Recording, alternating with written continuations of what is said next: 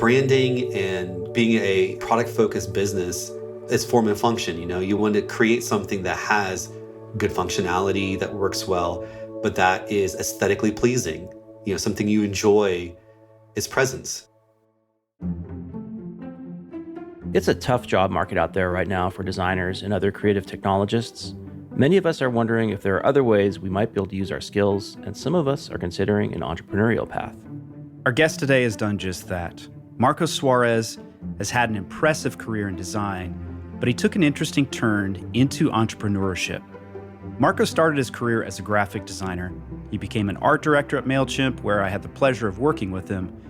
He was a product designer at Etsy and the design systems lead at InVision, where both Eli and I worked with him. But in addition to design, Marco also has another passion: coffee. In 2015, he started Methodical Coffee in Greenville, South Carolina. And in 2019, Marco left his full-time role in tech to focus on the business. And now Methodical has 3 cafes in Greenville and ships coffee across the United States. We also partner with Methodical on our own Design Better coffee. Which I'm enjoying right now, by the way. We speak with Marco about the story of his transition from design to coffee entrepreneurship, how it felt to leave the world of tech, and how he applied his design skills to starting a new business. Today, we're also announcing something special. In addition to the coffee that we collaborate with Methodical on, Design Better now has a tea. It's crafted for clarity, calm, and creative flow. This loose leaf blend balances bright citrus, soothing herbs, and a gentle spice that lingers like a good idea. Head over to dbtr.co/tea, use the code DesignBetterTea, and get 15% off your order. And if you're one of the first 5 people to leave us a review on Methodical's site after buying the tea, we will send you a free Design Better mug. This is Design Better, where we explore creativity at the intersection of design and technology. I'm Eli Woolery. And I'm Aaron Walter. At Design Better, our primary mission is to produce work that helps people like you refine your craft, improve your collaboration skills, and get inspired by the creative process of others. If you enjoy what we do here, the best way to support us is to become a premium subscriber at designbetterpodcast.com/subscribe.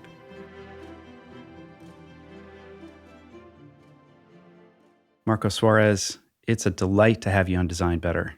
Thanks for having me.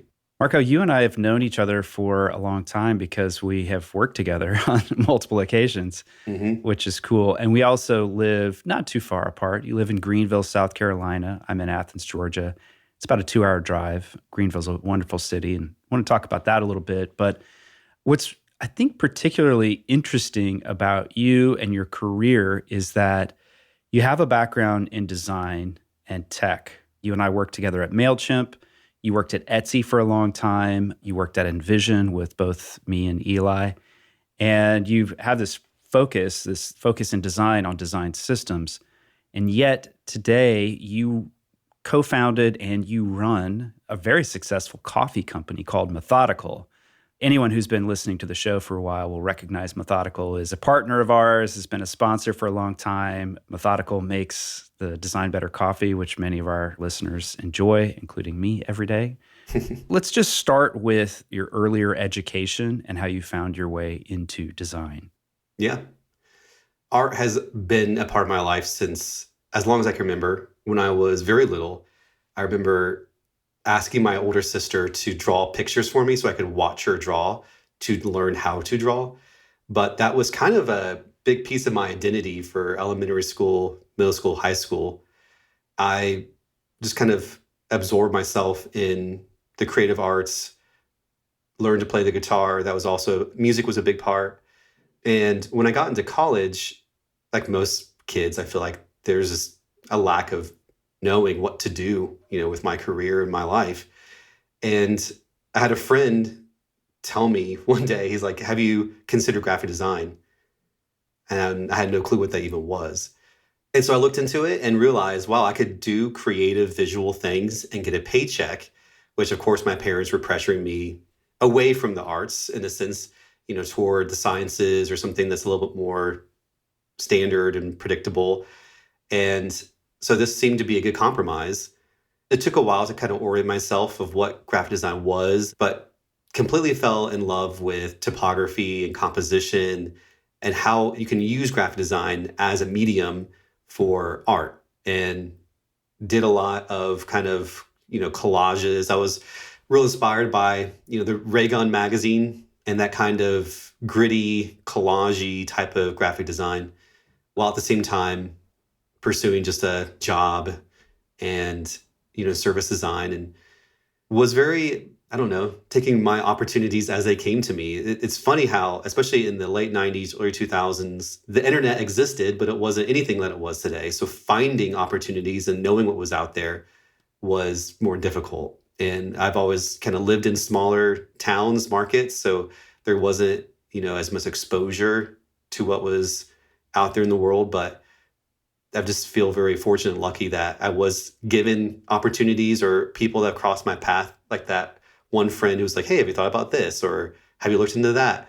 And then that just kind of led to one thing, after another. But it's funny how never in a million years would I have considered myself like falling in love with something like typography. But still to this day, I love geeking out over, the layout of a book or just like a well-chosen typeface or something.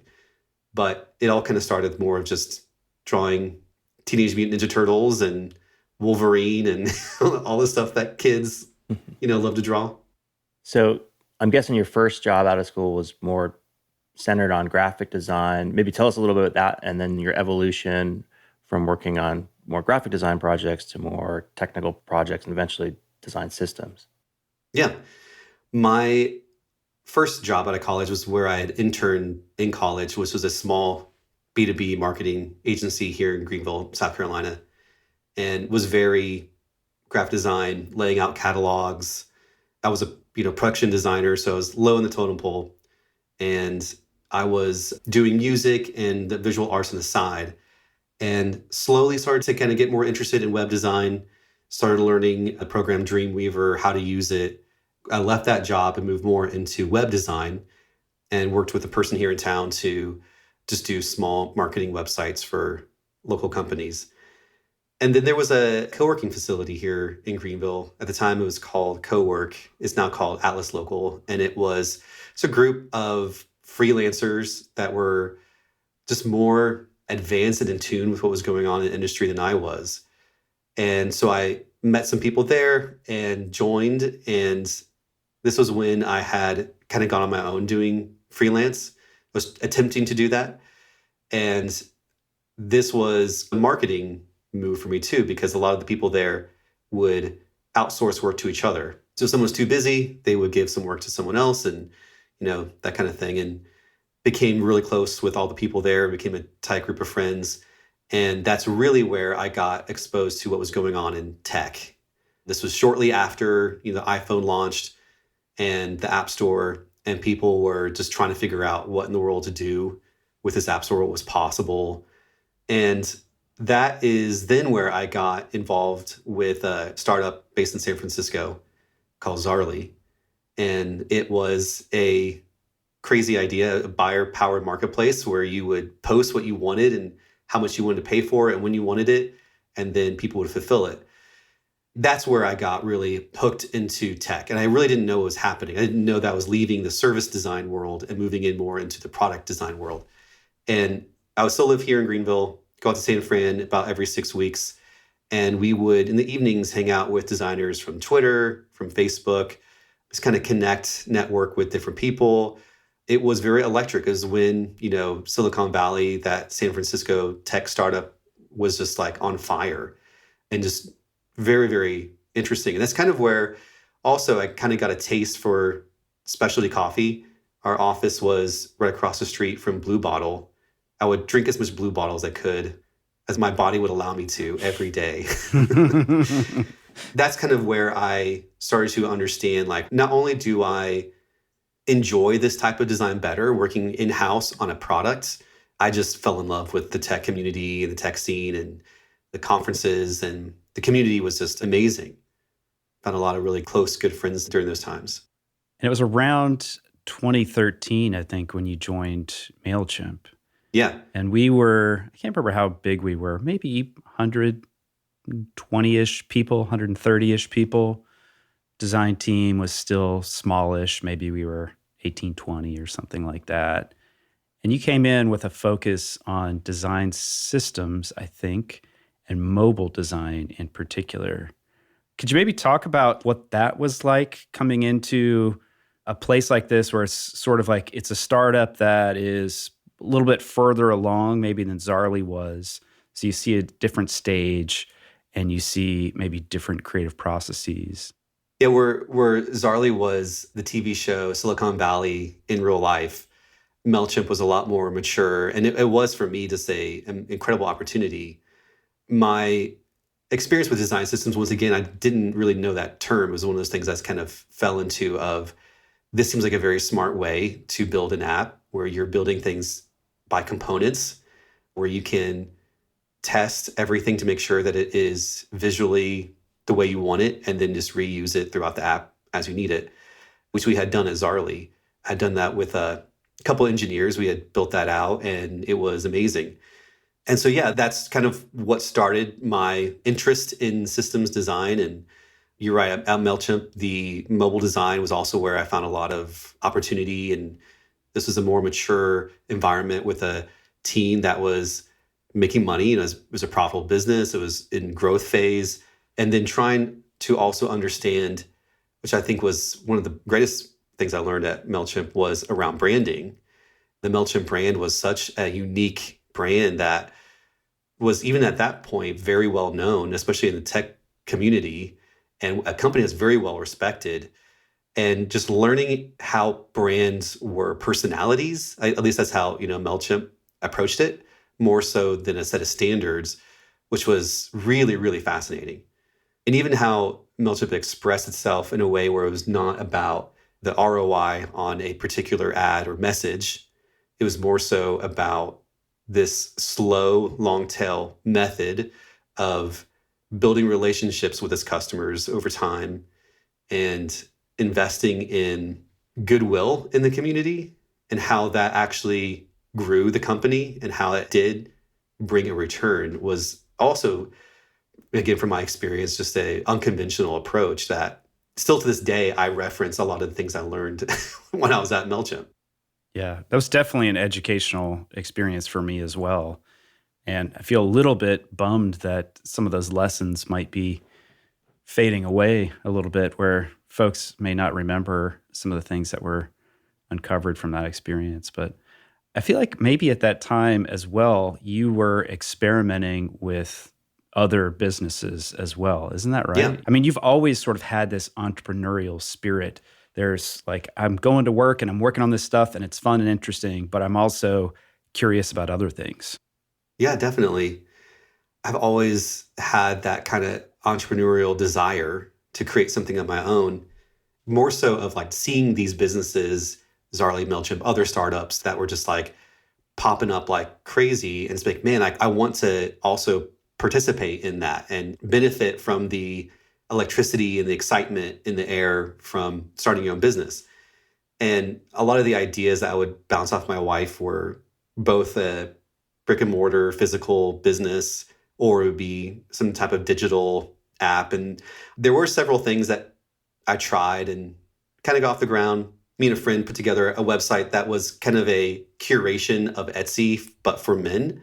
So we would curate clothing and home goods and stuff that were more masculine into this website. And if people would shop it, and they would just be redirected to Etsy to buy it. So it's a curation tool. Some of the ideas were terrible. And, like as a lot of time, people who are entrepreneurial, they're just fishing and hoping that they catch something. This is definitely where the concept for a coffee business, when we were living in Atlanta, my family, my wife's family lives here in Greenville. We would come visit family and friends, and there wasn't really a specialty coffee shop in downtown Greenville. I had experienced Blue Bottle in San Francisco and Octane in Atlanta. There wasn't anything like that in Greenville. And that was one of those like, man, this would be a cool idea. I loved coffee, and I love the idea of doing something physical and in person more so than digital. There's a lot of things that kind of caused me to focus in on a coffee business while we were living in Atlanta. Marco, I'm sure a lot of our audience right now, it's a very challenging time in tech, and people who already have a side hustle might be thinking, hey, maybe it's time to invest more in this in such a way that I can transition over, or maybe they're looking for something to transition into. Maybe you could talk a little bit about your own mindset as you thought about going towards the coffee business more full time, and then also how your skills as a designer helped you there and where there were gaps. I definitely was not looking for an out of tech at the time, especially when I was at Mailchimp. And even after I left there, moved to Etsy, I was still very invested in building my career as a digital product designer. Still loved it. But after Methodical started, I started to fall in love with it too.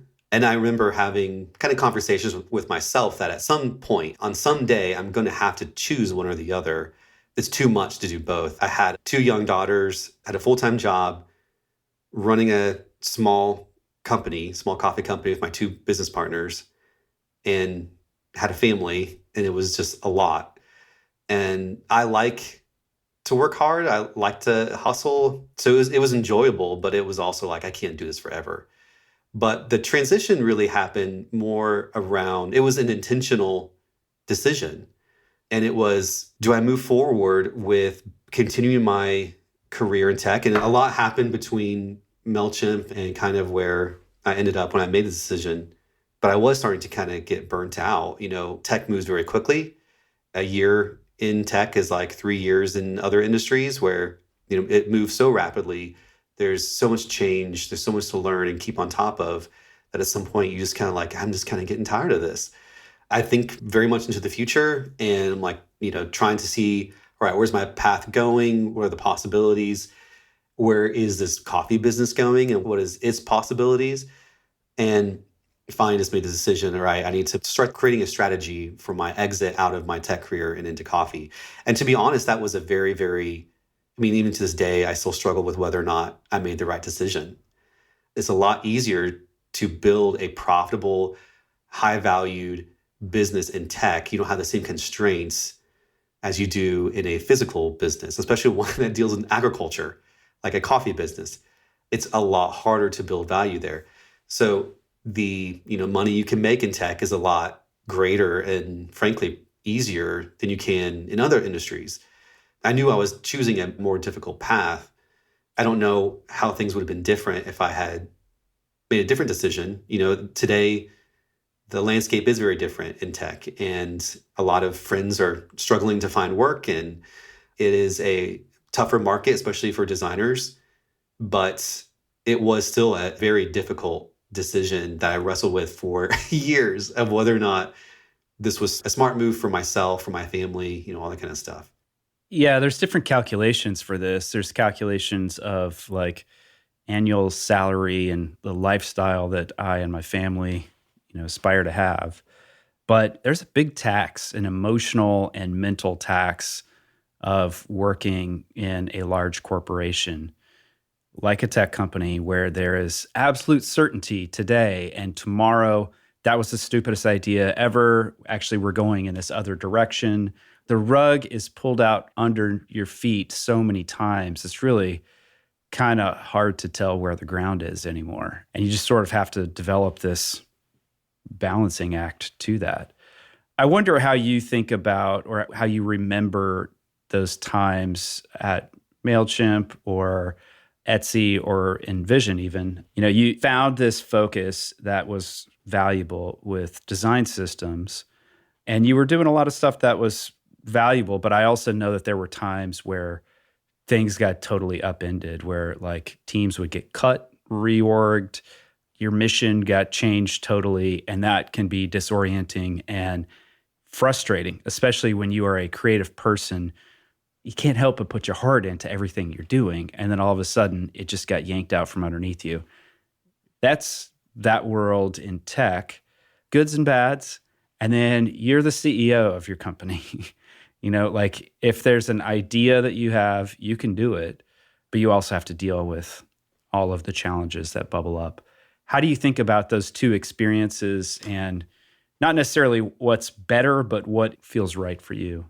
That's a fantastic observation. When I was working at Etsy, and slowly getting into design systems more as a career than just a like, hey, every company should do this. I'll help out. Like, I enjoy this.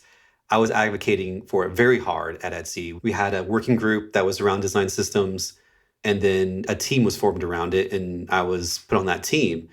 And it was immediately, like, we have to prove our value because design systems is not something that directly affects the bottom line. It's not a revenue generator. It is an efficiency. And so you are trying to advocate for your existence on a regular basis by proving that you can create efficiencies, optimizations, you can scale design within a company, within a team. And so we were on just, I feel like, the best path with a great team, doing good work. It was working. And then Etsy got flipped upside down. The activist shareholder came in, bought up some stock and made a fuss. And the company was kind of plateauing and was undervalued and was at risk. And so there was kind of a push for it to be acquired. Thankfully, it didn't happen. They were able to navigate that, but the whole leadership team got booted, ton of layoffs, and the design systems team got dissolved. And so I was just kind of left floating because I cared very deeply about this subject matter and what it could do for a company I really believed in. And I wanted to continue doing that. And I just hit burnout in a significant way. And that's when I decided to leave there, but to continue pursuing design systems. And that's kind of that heart that I feel like you're speaking to, Aaron, where, especially for me, I have like whatever I see as the ideal or I see a vision for, I want to do everything I can in order to realize it. So if that means leaving a company, I'm going to do that to pursue it somewhere else and to, try to climb that mountain. Now transitioning to being an owner of a business, I don't have anyone to convince in a way other than my business partners. I can realize my own ideas, but now it's the harsh reality of like business. Like, is this idea going to generate revenue? Is this idea going to like put us at risk? The weight is heavier.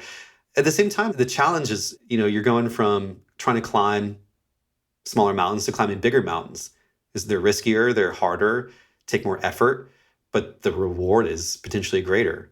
So I actually have those experiences in all these different companies of trying to advocate for certain things and push for what I believe was a good move for the company, now is very different. The risks are higher, but hopefully the reward is too.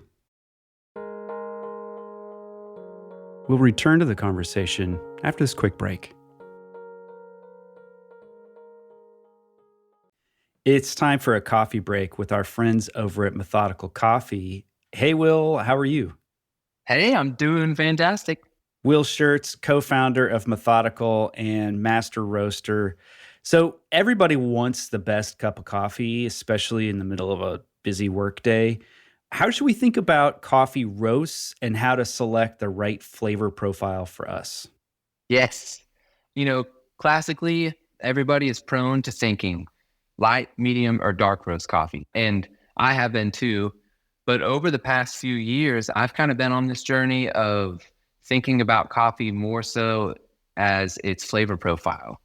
And I want all coffee to have sweetness, whether it's roasted lightly or more dark.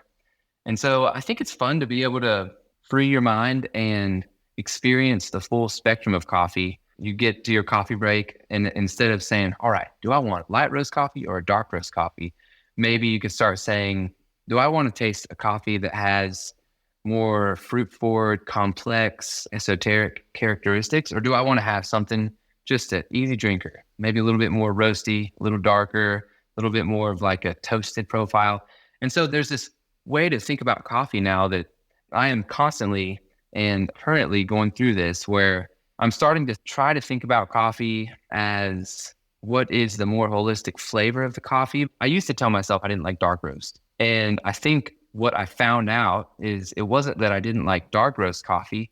It's that I didn't like the lack of sweetness in a coffee that was roasted dark. So at Methodical, if you go to our website, we have the full spectrum of coffees from light, fruit forward to a little more traditionally dark roasted coffee. And we categorize them for ease of flavor profile. You'll see avant-garde, contemporary, and classic offerings. And so I don't mean to talk so much to make things more complicated. Really, I want to simplify things more and say, let's just kind of free ourselves up to think more holistically about coffee roast profiles.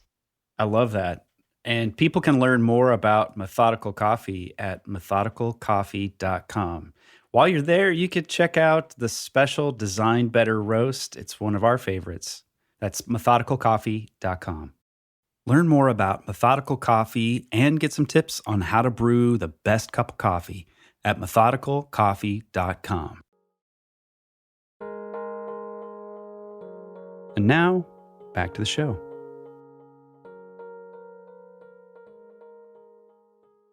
Marco, you touched briefly on what you learned about building a brand from Mailchimp, and we'll circle back to that because both Aaron and I love the Methodical brand. But before we get there, I'm curious. So coming into this business, you always had your design skills, and I'm assuming you applied those to the branding, the visual part of the branding. But where were there gaps in your skills, and how did you identify the right partners to bring in? Self-awareness is one of the greatest things that I feel like any professional or any human, the most valuable thing they can learn. I remember not too long after we opened, we were doing something and I was just kind of calculating in my head, okay, like I chose to do this for X reasons. And it was a customer experience thing. And I was like, where's the return on this going to look like? And I started kind of doing the math in my head and realizing, oh, we're going to lose money on this idea. And it's been like, I have no idea how to run a business. I can create a customer experience. I'm very confident in that. I can create a brand. I can create a customer experience that will resonate with people. I have no idea how to operate a business. And that set me down a path of learning everything I could, reading books, listening to podcasts, reading articles, just, Googling certain terms I didn't really know what meant, to give myself a very, very fast kind of MBA. And if you told me that when I was 20 years old, I would have cringed at the idea of like, I'm going to fall in love with business and love listening to these business podcasts and reading business books. But here I am actually like really, really enjoying it. I'm a fan of the like harsh realities of like just like hard facts that are sometimes inconvenient or difficult to hear. And one of those is, as a designer, I don't necessarily have the experience and the skill set to run a business because I don't really understand business. But in order to achieve the things I want to achieve with my business, I need to shore up these, weaknesses. And just understanding business and having some level of business acumen became very important to me to learn and understand and grow in. As far as augmenting with people in our team, there's a great book, E-Myth, that talks about these kind of three skill sets necessary for running a business: the visionary, the manager, the technician. And people can have one of those, and some people have two, but no one has all three. And realizing like, I'm not, especially in this type of industry, I'm not the technician. I am the technician on more the brand marketing side. Not even marketing, but more brand and customer experience. But I'm definitely not in terms of the product that we create. And that's why one of my partners is who he is. He's the technician. He's the coffee guy. And we have a CFO that we hired a few years ago because we also just did not have that finance skill set. Not the bookkeeping kind of skill set, but more the finance, that strategy kind of skill set. And that has been a huge help to us. But just knowing that there's skill sets that you don't have, and some things are acquirable through, just education. Some things, though, require other people, hiring and knowing your limits and that kind of thing. How did you think about building the brand for Methodical? It's a great name, and that feels like job one is come up with the right name that communicates the values. Or the steps for like laying out, these are the values that we want to communicate, and what are the visual elements for all the online pieces, that collateral, but also you've got to design cafes too. How'd you think about all of those different pieces fitting together? It all started with the realization that I wanted our brand, anything that could be experienced with the senses, to speak to the type of experience and product that you're going to be getting. So we chose the name Methodical as a way to, tip our hat of what kind of experience should you be expecting when you come here. We are what's considered a third wave coffee shop, which takes kind of a more elevated position on what coffee is. It focuses more on the terroir of the coffee, the process, the cultivation, all that kind of stuff, and kind of strips out some of the typical things of syrups and additives, making it a little bit more pure. So on the coffee itself and the preparation more so than other things. So in order to project that, especially in a town that wasn't familiar with this, I wanted to kind of, be very, very transparent that this is different.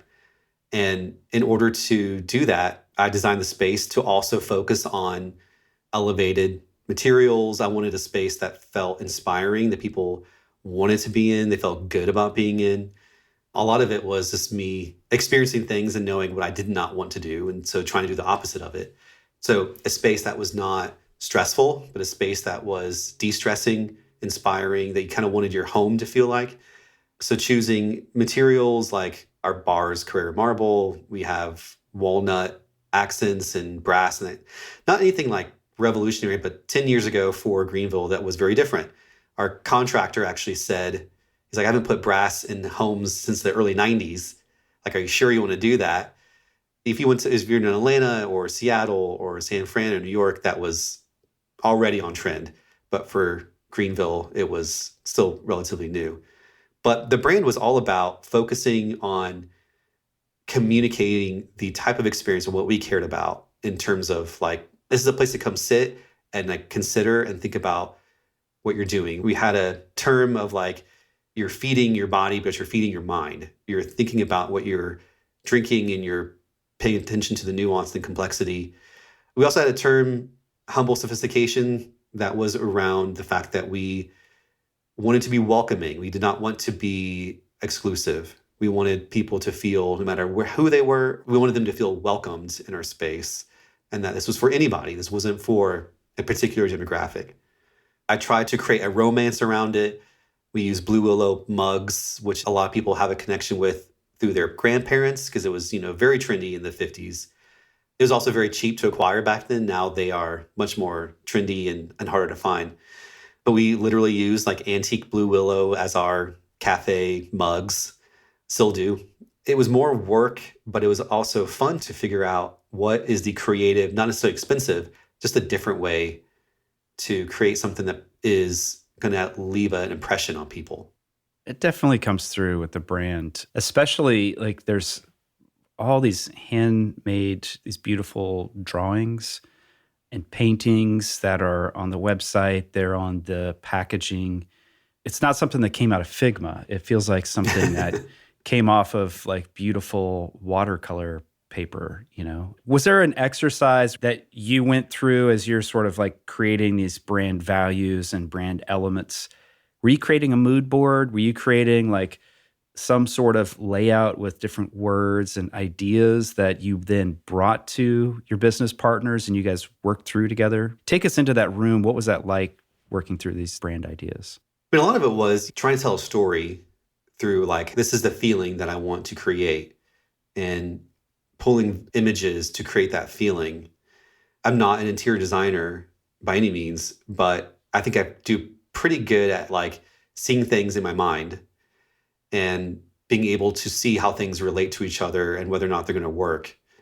One of the things I honestly kind of stumbled into when we first opened our shop, we did not have any signage anywhere because I honestly didn't consider that.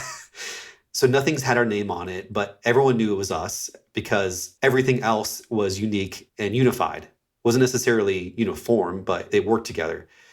And that created that kind of brand experience. And that is an observation I made. Like, okay, I actually like this. I like the fact that we are sourcing things that people may already have an experience with, but we're combining them with other things to kind of like create juxtapositions that create a uniqueness that we can own. So with our coffee bags, one aspect I wanted to communicate was you go into a grocery store, look at the coffee shelf, and especially back then and even today, coffee bags are very graphic, very colorful, but it's like blocks of color, typography, not organic. So I wanted to go against the flow there and like, all right, let's do something organic. A lot of the elements in our shop were organic. It's woods, it's natural materials, there's a organic naturalness to it. And then I also wanted to create something that people wanted to display on their counter. And the coffee bags that were trending back then, this is like 2016, 2017. And even today, it might not fit the vibe of your kitchen aesthetic. You want to maybe put it in a drawer. And I wanted something that people would want to display and be more art forward. And that has been kind of a brand value of ours, is art forward and then us. It's not us and then some kind of graphic element. I worked with a good friend of mine who's an artist, and she came up with that floral motif, but I knew I wanted it to be something hand-drawn, hand-done, and just beautiful. And that was kind of the direction I gave her. It was like, just make something, that people want to display on their kitchen counter. That's super interesting, just to interrupt, because I do that. I didn't think about that, but normally I would put coffee in the cabinet, and I like to leave it out next to my espresso machine because I like the look of the bags. They're so beautiful. Branding and being a product-focused business, it's form and function. You want to create something that has good functionality, that works well, but that is aesthetically pleasing. Something you enjoy its presence. And all of our shops are designed slightly different. There is a functionality to it, and under the hood, there's systems and standards that we're developing. But from an aesthetic perspective, I want them to all be different because I want them to serve the community that they're in, and for people to enjoy the aestheticness of them. It's important to me in my life. And I think regardless if people realize it or not, they desire that too. And so whether it's a bag of coffee or whether it is, one of our shops or something else that we do, one of our t-shirts or hats or whatever, I want it to be first and foremost just aesthetically pleasing, the materials, the way it feels, smells, looks, all that kind of stuff to be as good as we can do, as premium as we can get, and then attach it to us. Like, I want the value of the object, of the thing, to be great, and then us second, not the reverse of that, where the value is us and, it's poorly made or, doesn't taste great or whatever.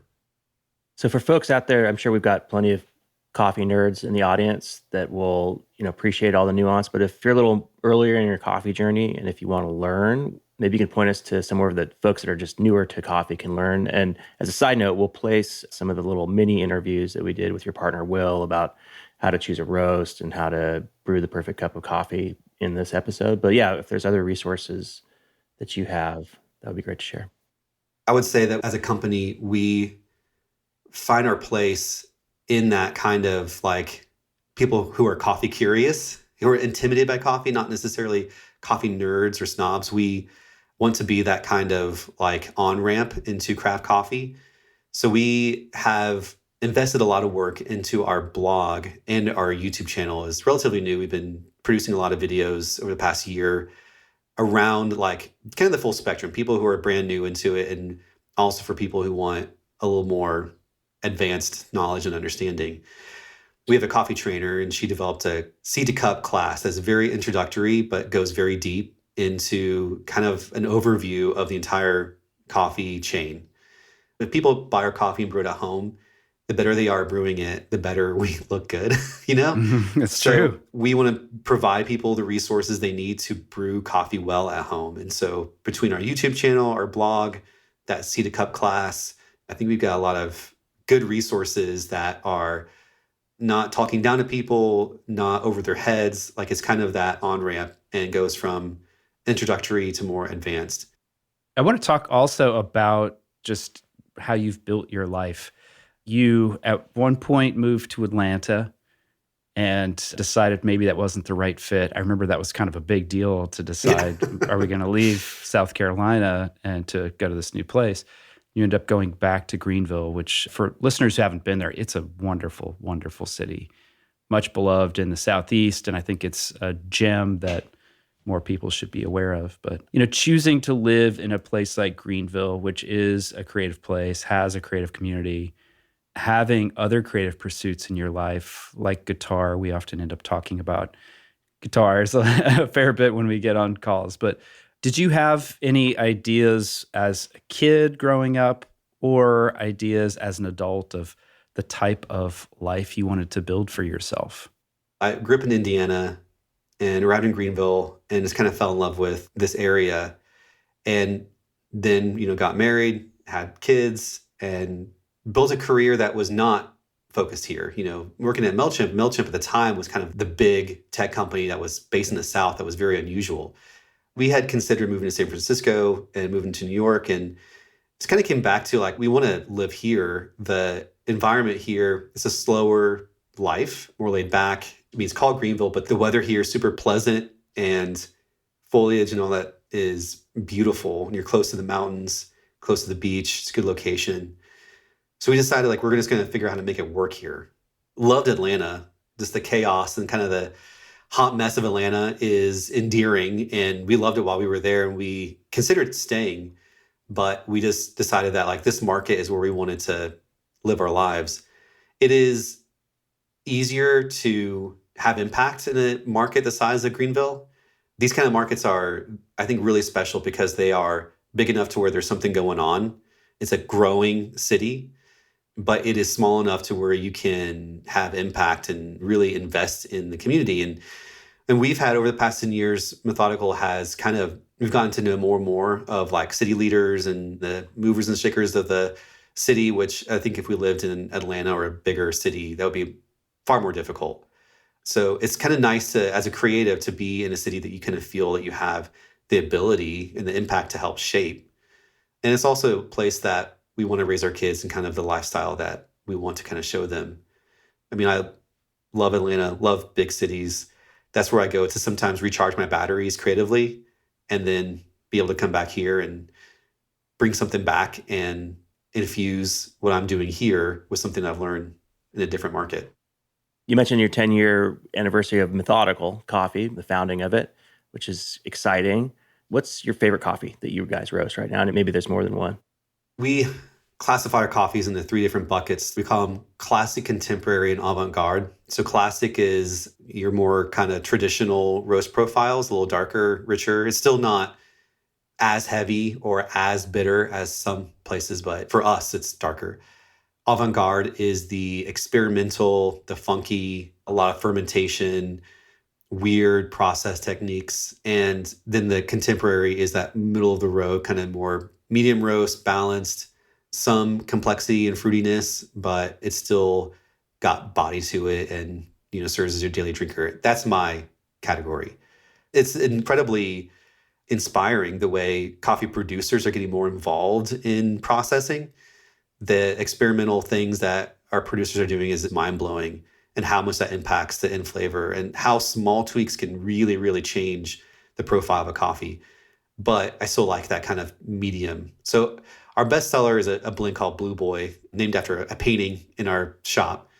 And that's one of my favorite blends. Back in the early 1900s, it's really popular to have a paint by number Blue Boy, and then its counterpart, Pinky or Pink Lady.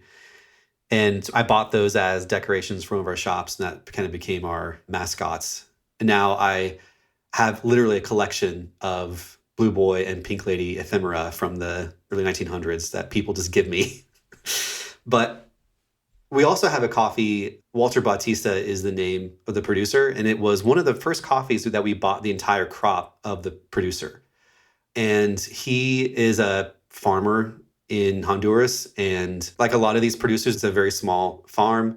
He farms avocados and other things. But every year we buy his entire crop of coffee. And it is phenomenal for being such a small producer. It's a fantastic tasting coffee, and it has that kind of middle of the road, medium balance, but it also has a complexity that's really nice. He, relies on us every year for this check, and we buy all of his coffee. We've done it for about 6 years now. Every year it's just stellar. Love the fact that this is the only place you can get his coffee. And I love the fact that we get to support a producer like that. So I would recommend that coffee as well. That's fantastic. Marco, what have you been watching, listening to, reading that is inspiring or maybe has you looking at things differently these days? In 2021, we took our kids to Disney for the first time, and I enjoyed it way more than they did, more so from the customer experience perspective, of just being blown away.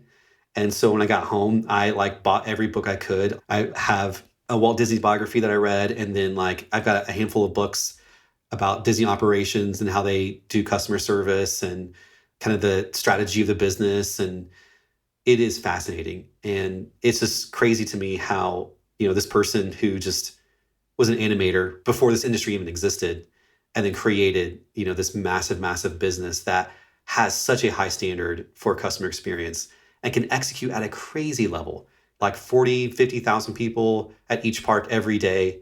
Yet everything is pristine and perfect. And the way they train their staff from a customer experience perspective, it's like the pinnacle. So I'm just absorbing and learning everything I can and trying to figure out how to apply that to a small coffee business.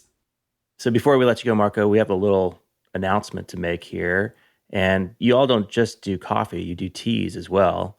And we're partnering with you on a new Design Better tea. I really love it. It's got these notes of citrus and spice, and it with the ingredients like lemongrass, turmeric root, it feels like something that this time of year everybody's got a cold, and it feels really healthy to have a mug of this in your hand. The one ingredient I wasn't as familiar with is a Mao Feng, if I'm pronouncing that right, Yeah. the tea leaf. Could you tell us a little bit about that particular tea? Yeah, Mailchimp is a green tea. It has this buttery, fresh flavor profile and is one of our favorite teas as a company. A lot of our employees absolutely love that tea. Tea blends are really interesting because you can, like coffee, you're creating blends with just coffee. Tea, you can really use anything. And you create these like tea blends with a lot of things that aren't tea.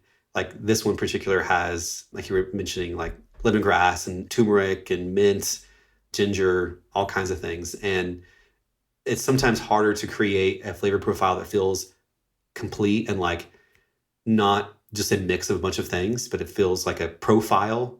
But this one, I think, kind of nails that, where it has that warmth to it, but with brightness. Being a musician, I think in terms of like flavor, kind of like a music EQ, like you don't want music that's all bass and no treble or like all mids or whatever. And so you want the EQ like nicely. So this tea has that nice EQ of it has the body, it has that bass, but also has the brightness, the kind of sharpness with that treble. So yeah, I think it's a great tea, and I'm excited to release it to all your listeners and viewers. So where can people learn more about Methodical? We should also mention Methodical subscriptions. I'm a longtime subscriber. I get Methodical coffee in the mail regularly. Where can people learn more about that? So our website, methodicalcoffee.com, we have a wide array of coffees that for whichever you prefer, the bolder or brighter. We do teas, and teas we approach the same way. We have a really great breakfast black tea, peppermint. We have some really great blends. We have a chamomile blend called Meadows that is caffeine free and has chamomile, so it has this little more of a relaxing evening tea. We're also getting more and more into physical goods. We're starting to develop 100% from scratch our own products. So our t-shirts or hats, we have a beanie that is 100% designed, produced by us, for us. And then, like you mentioned, coffee subscriptions. We work with a company called Bottomless that has really cool technology where they send you a scale and you put your coffee bag, and it's free. You put your coffee bag on the scale and it is Bluetooth enabled. And as soon as you get low, it triggers your next order. So it's not like a time-based subscription, which we do those as well. But a time-based subscription is no matter what, on this date, you'll get coffee arriving at your door. But the scale is nice because it only triggers an order when you need it. So you don't run out of coffee or have too much, that kind of thing. And then if you're in the Southeast, come visit us in Greenville. We have 3 shops here, and we're under construction with one in Columbia, South Carolina. So come visit us as well. Fantastic. Well, Marco, what a pleasure to have you on the show today. Thanks y'all for having me. This is a great conversation.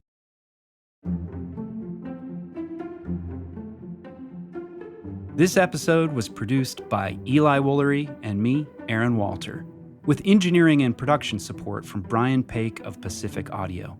If you found this episode useful, we hope that you'll leave us a review on Apple Podcasts, Spotify, or wherever you listen to finer shows. Or simply drop a link to the show in your team's Slack channel, designbetterpodcast.com. It'll really help others discover the show. Until next time.